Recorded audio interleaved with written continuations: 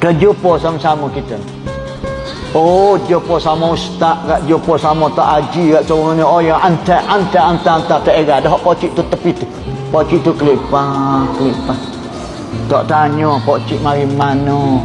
Amo tengok 2-3 malam dah ada masjid ni. Pocik duk kapun ni kau. Tak tanya bapa pasal nampak look lah. Tapi bila kita tengok nampak bergaya ke apa, ni orang high class ni nampak ni. Nanya selalu. Kita pernah nampak dago kat tak tanya.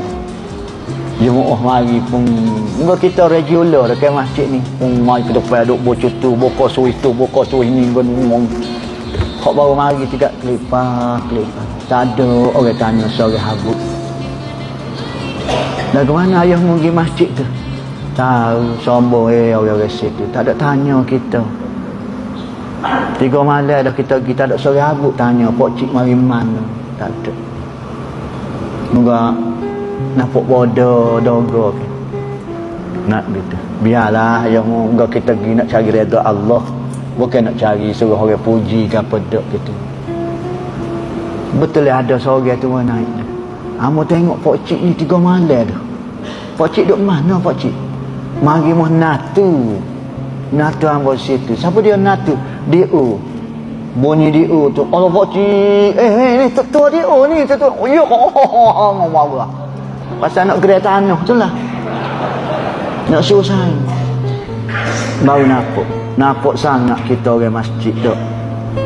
Tidak tawatu. Tak ada mesra jemaah kita, sombong kita.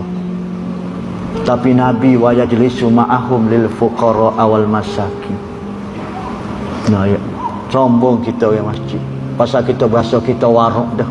Kita berasa kita juruh dah. Kita berasa kita yang terbaik dah. Kita berasa tipu keperasaan paruk tuan-tuan. Pecah cermin tipu keperasaan. Lepas tu kita tunggu sampai 3 jam retina kita nak pergi back. Tipu keperasaan tu fabek ki. Dia ingat korang nak tengok dia kat back. Padahal tak tahu tengok orang nak tengok pengantin tu. Dia tu suka ngejerit sopo. Tak maaf lah ibu-ibu belakang ni, ibu-ibu.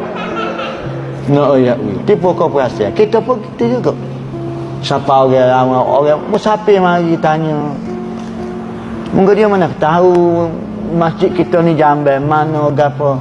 Dia bertanya, "Ji, mana tanda tu orang tulis dah tu. Tak tengok."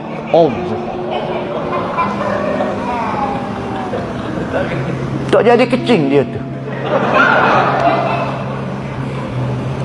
Tu orang tulis dah kata. Dengan gambar siap ke apa ni. Oh lah.